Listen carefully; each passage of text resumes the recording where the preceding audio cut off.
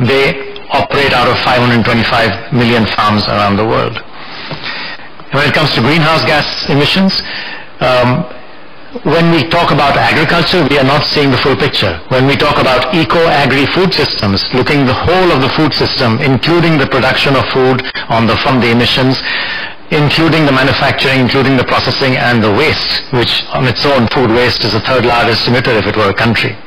If we look at food systems like that, then in fact they account for between 43 and 57% of total greenhouse gas emissions. In other words, the single largest contribution to the greenhouse gas challenge that we face today. If we think in terms of gender, and my colleague here has highlighted these issues, 60 to 70% of the farmers in sub-Saharan Africa actually are women. When we talk about equality, the SDG, we cannot do that without looking at farming. So, in a nutshell, whether it is climate, SDG 13, or whether it is the poverty, SDG 1, or whether it is food, hunger, SDG 2, indeed, even if we look at something not directly obvious like health, SDG 3, it has now been found that our diets are the number one driver, the number one cost of health.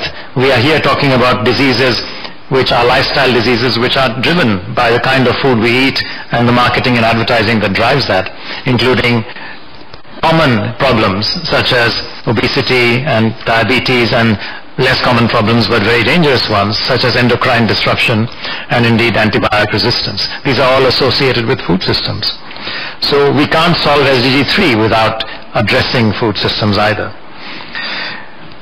I feel that one of the biggest opportunities on the flip side is if we get smallholder farming right.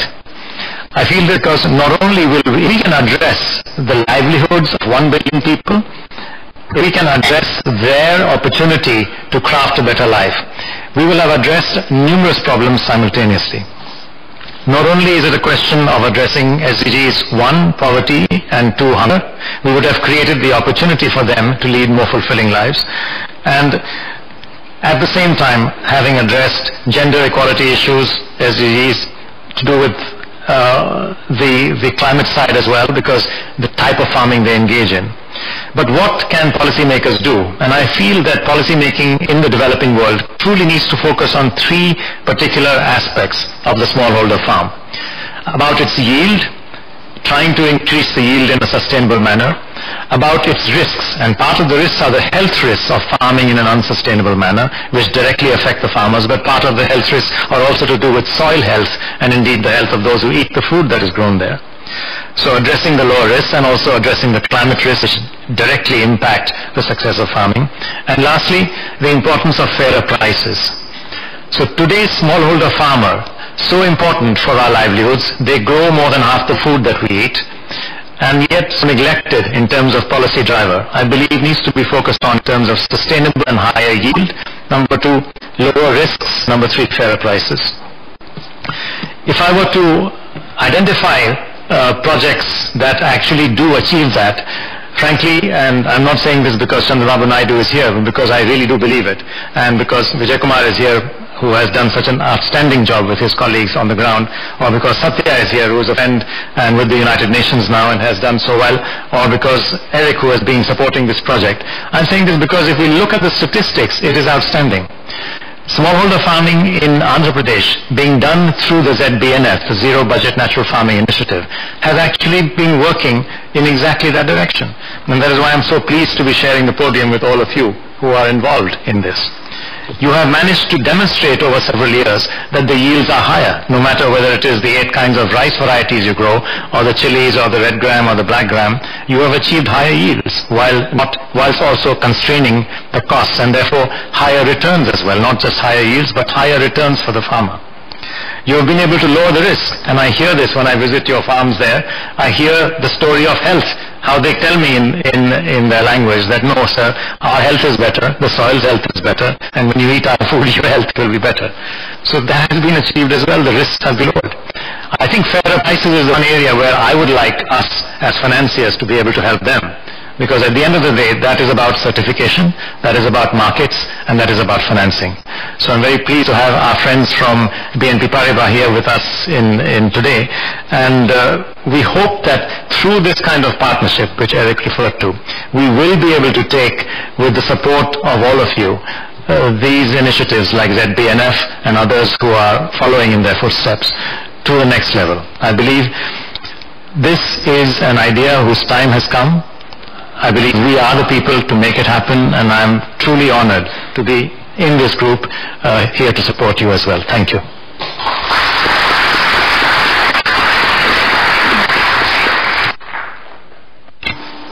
Thank you, Pavan.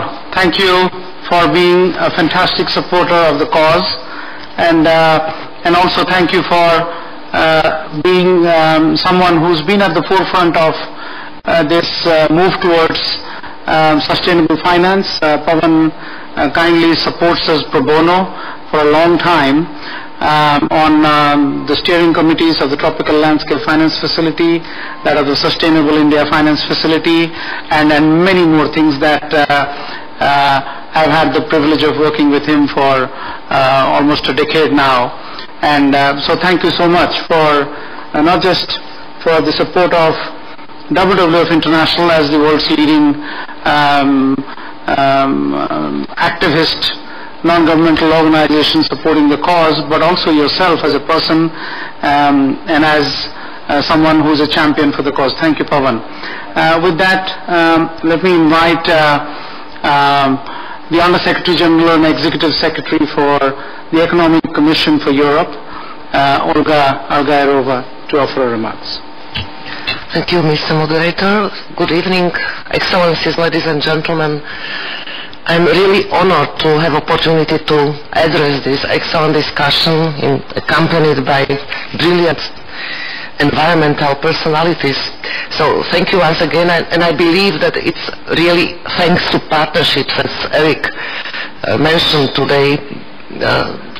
My role here today is to tell you what UNEC can do for financing sustainable landscapes, or what we are doing today. UNEC is one of the 5 regional UN commissions. We are the smallest one, in fact. We are just 188 people, but how we work is we network 8,000 experts from our member states who produce standards and norms and guidelines and exchange the best practices.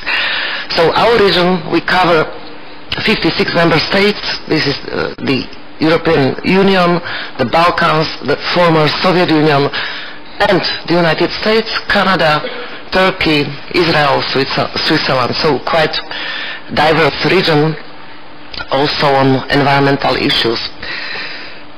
As mentioned, typical normative organization, and we do a lot for sustainable development.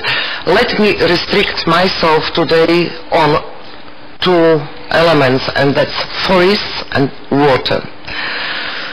Speaking on forests, in my opinion, the market mechanism don't always address or allocate resources for where needed. Concretely what I'm speaking about is the value of environmental services provided by forests and also other natural capital.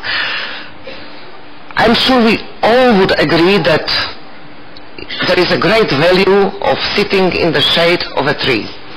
But adding more to that is forests are protecting us from landslides, from floods, from avalanches, and of course they contribute fantastically to cleaner air, cleaner water and climate.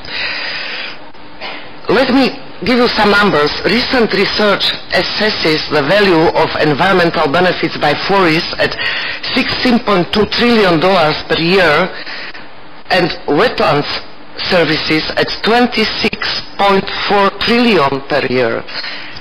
Still, critical financing is missing and opportunities are missed.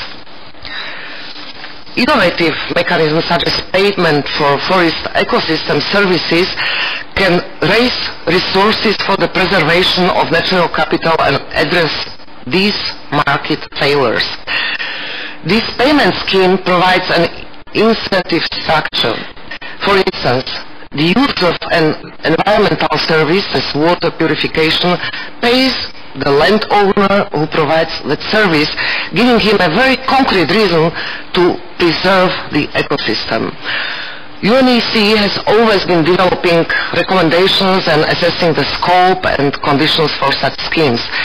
First, we have found that water-related payment for forest ecosystem services that are based on a partnership model again are more successful in accessing multiple sources of funding, increasing organizational resilience to changing political support, and ensuring that forest owners and managers engage over the long term.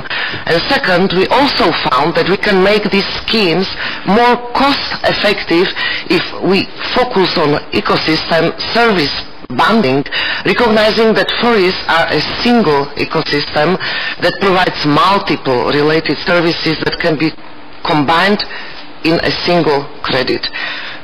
Moreover, such schemes can provide important co-benefits such as carbon mitigation, biodiversity conservation, and social benefit. We have a publication that will be coming in the near future titled Forests and Water, Valuations and Payments for Ecosystem Services. I hope you can keep your eye for that.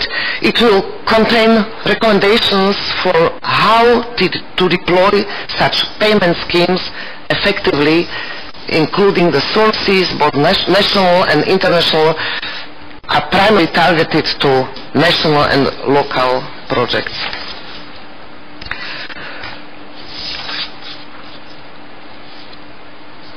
To all investors out there, the market opportunities are far from trivial. The Business and Sustainable Development Commission has estimated that forest ecosystem services could be worth up to $365 billion annually by 2030. So let us move to water. UNEC hosts the Convention on the Protection and Use of Transboundary Watercourses and International Lakes, or short Water Convention. Over 40% of the global population lives within transboundary basins and aquifers, making the successful management of these resources essential to long-term poverty reduction, sustainable development of the environment, and in many cases, longer-term political stability. Many of those basins are very vulnerable to climate change. By the way, the Water Convention became global now because we have recent accession of Chad and Senegal, so it's not anymore just regional convention.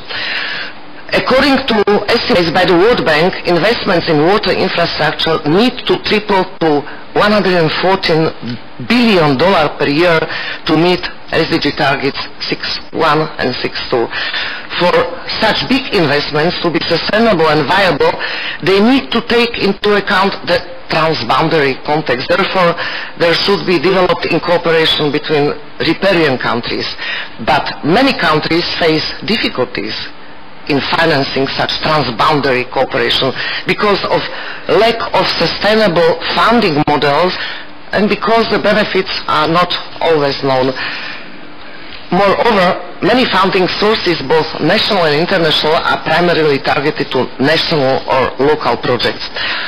First, if we want bankable projects that will be attractive to public and private investors, we need to understand and manage the special risks and complexities of transboundary river basin projects, such as the involvement of multiple countries, legal responsibility, and mandate for implementation, and the challenges of sharing upstream and downstream benefits and commitments. At the same time, the transboundary context offers risk mitigation tools that are not available in single country projects, especially when the national river basin organizations are in place. These tools include cooperation agreements, risk sharing, and additional resource leveraging potential. The transboundary context also complicates blended public-private financing models. Specific guarantees were traditionally only designed for national contexts, but are now also offered by World Bank and IFIs for the transboundary context and need to be tested. I already mentioned UNEC's Water Convention that can help to create an enabling environment for investments. This Water Convention can increase sustainability of cooperation projects and reduce investment risks thanks to the legally binding long-term commitments made by countries and its continuous support for cooperation. Convention supports countries and basins in raising funds for transboundary basin development. In fact, we are organizing a global high-level workshop on precisely this topic with the World Bank, EIB, ADB, GEF, and others on 9th of October this year in Astana, back-to-back with the 8th session of meeting of parties of this convention. I'm pleased to report that this support is available to all member states. As I mentioned, this convention was offered to be global a few years ago, and we have these recent African accessions. Ladies and gentlemen, in the UNEC region, there is a very high need to invest in repairing, maintaining, and upgrading old water and sanitation infrastructures. This, again, represents a financing challenge, but it is also a development opportunity. Considering also the interlinkages between the water, energy, and food and ecosystems, it is important to plan resource use in an integrated manner. We at UNEC, we are proud to serve as a platform that brings together different stakeholders. I'm coming back to partnerships to identify opportunities for all parties affected by the water, energy, food, ecosystems nexus, and this identification and the mobilization of the political will to unlock these opportunities are the necessary first step to raise financing. I hope I was able to tell you about how the UN, and namely UNEC, can address the challenge of financing sustainable landscapes, and I thank you very much for your attention.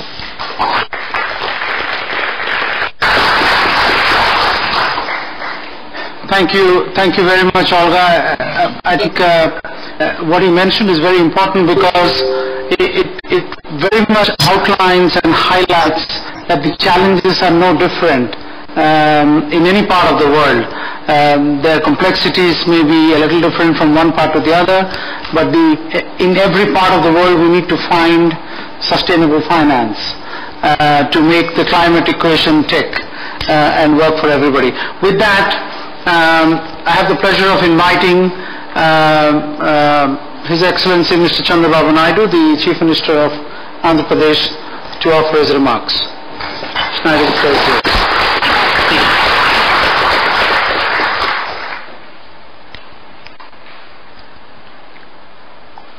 His Excellencies on the dais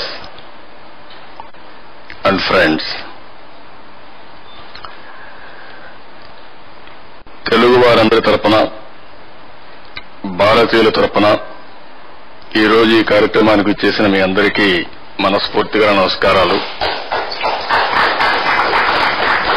Andhra Pradesh నేడు ప్రకృతి వ్యవసాయానికి కేంద్రంగా మారింది.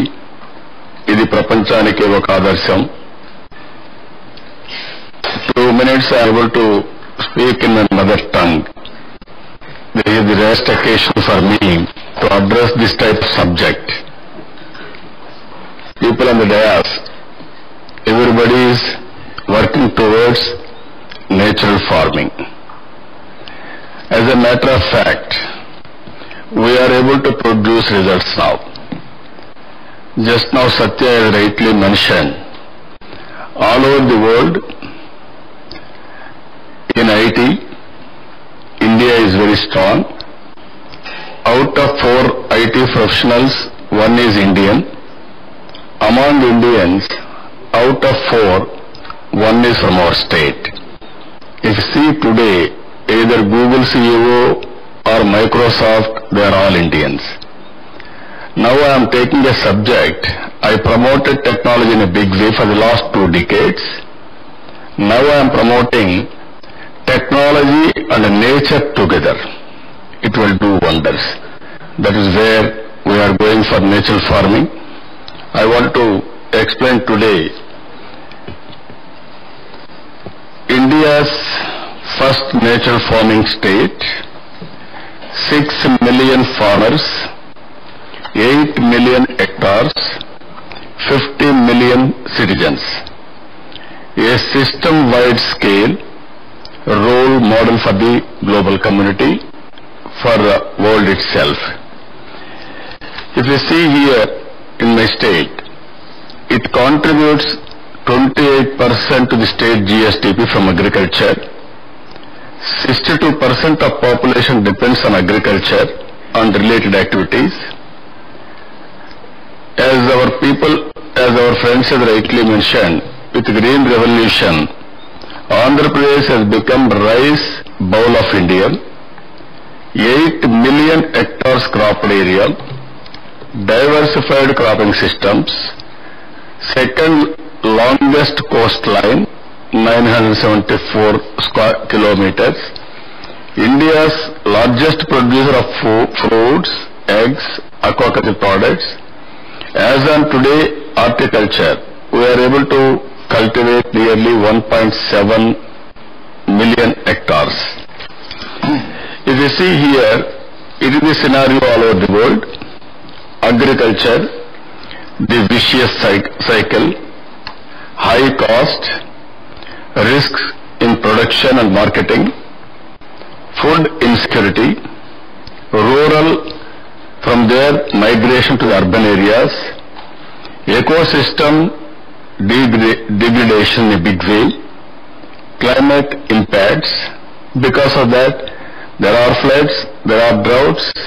Even recently in Kerala, in India, there are huge flood. So much of damage. This is the overall scenario as on today. For all these things, answer is very clear.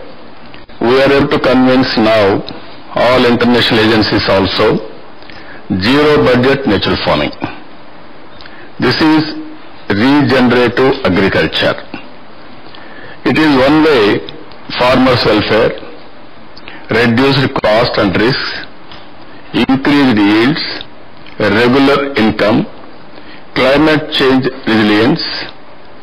If you see freedom from hunger, more food, safe food and nutritious food. As on today, we are all eating either chemical fertilizers or pesticides. That is what we are all eating today. As our friends have rightly mentioned, beautiful advertisements, we are all tempted, and also very good recipe by chefs. So we are all eating all, I can say, contaminated or chemical fertilizers.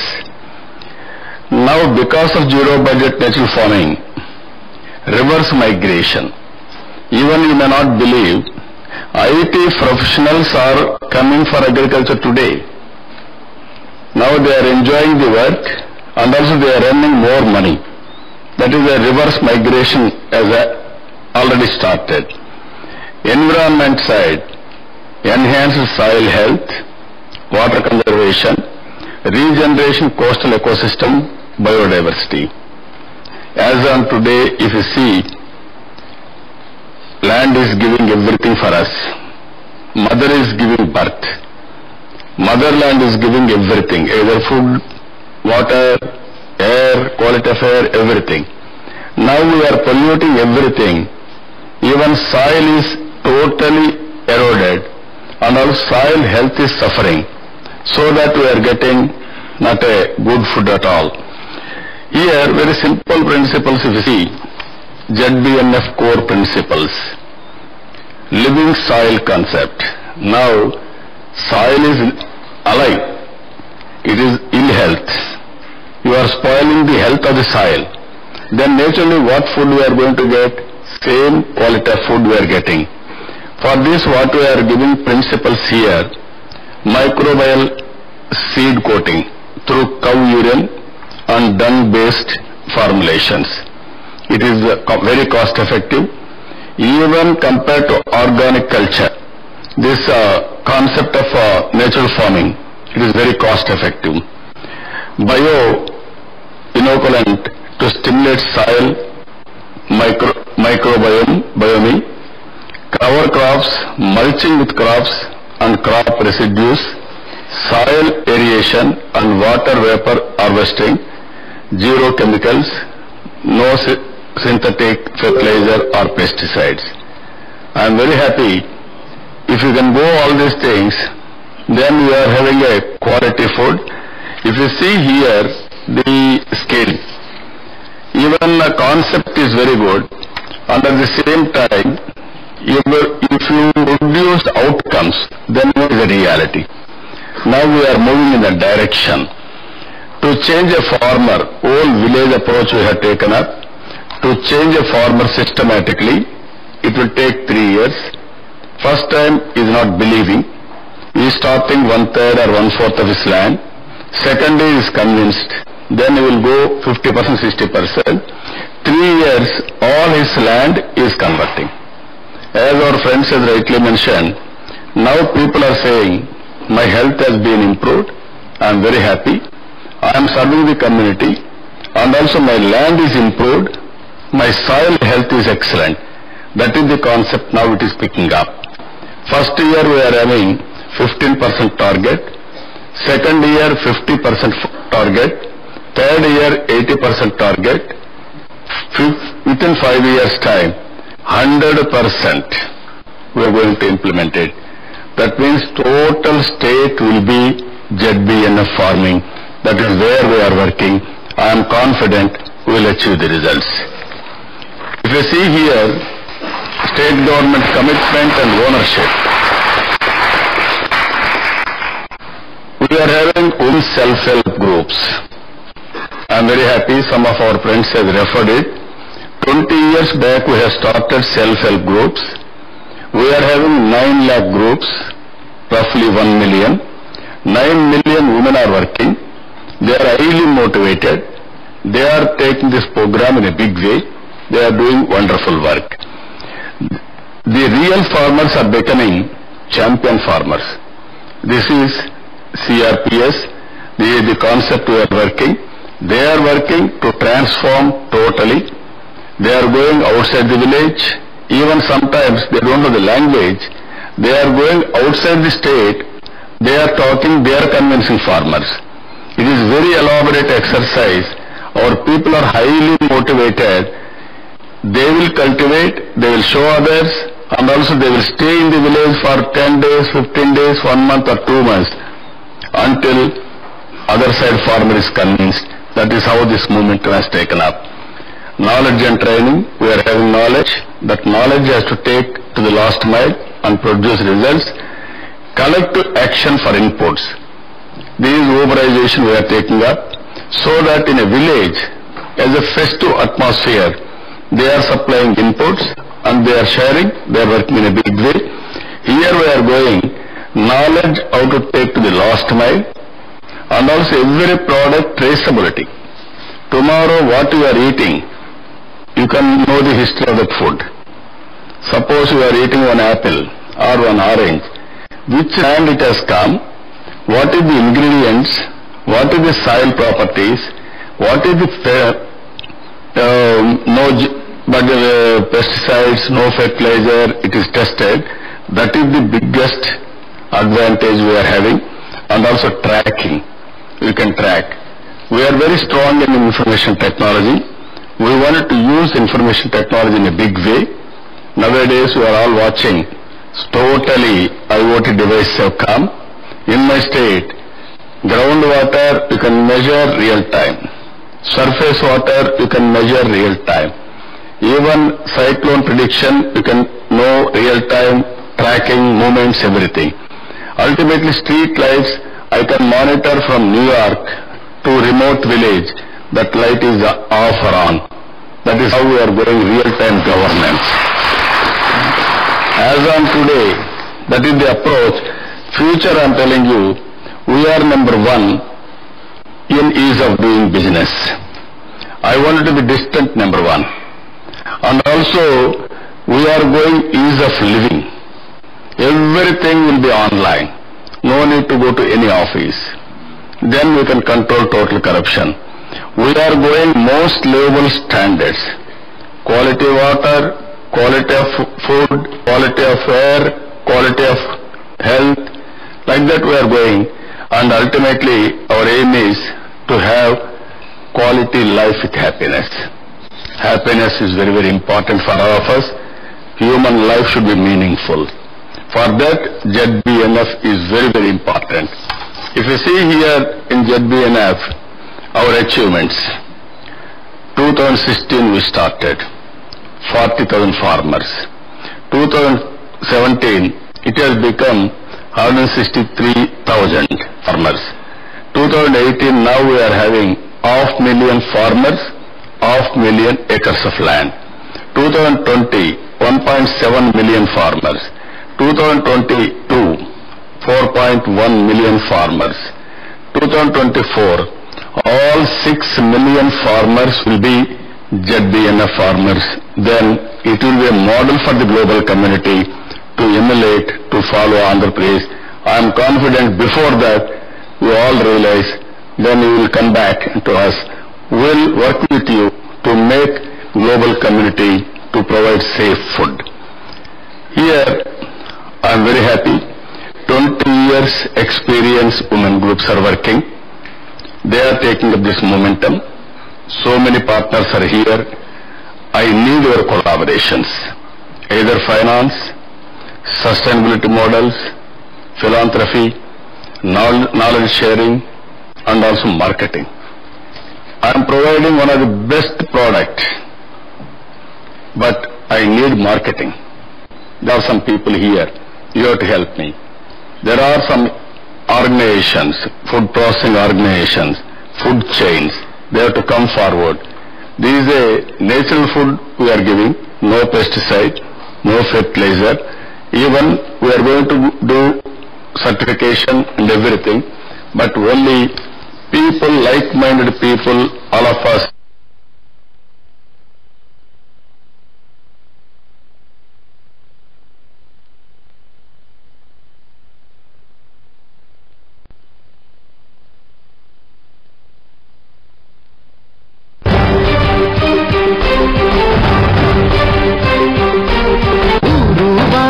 అంతా తెలిసే అన్నా క్యాంటీన్లు, మన అన్నా క్యాంటీన్లు. 5 రూపాయలకే తీర్చే అందరి ఆకలిని, మన అందరి ఆకలిని. పేదోడికి, పనివాడికి, ప్రతివారికి, ఆకలి వేళకి అమ్మల్లే అన్నం పెట్టను అన్నా క్యాంటీన్లు. పేదవాళ్ళు ఆకలితో బాధపడకుండా ఈ అన్న క్యాంటీన్ ద్వారా ప్రతి ఒక్కరికి క్వాలిటీ భోజనం వాళ్ళకి ప్రభుత్వం నిర్ణయించాం. అన్నగారి పేరు మీదనే చచ్చను నేడు మన చంద్రన్న.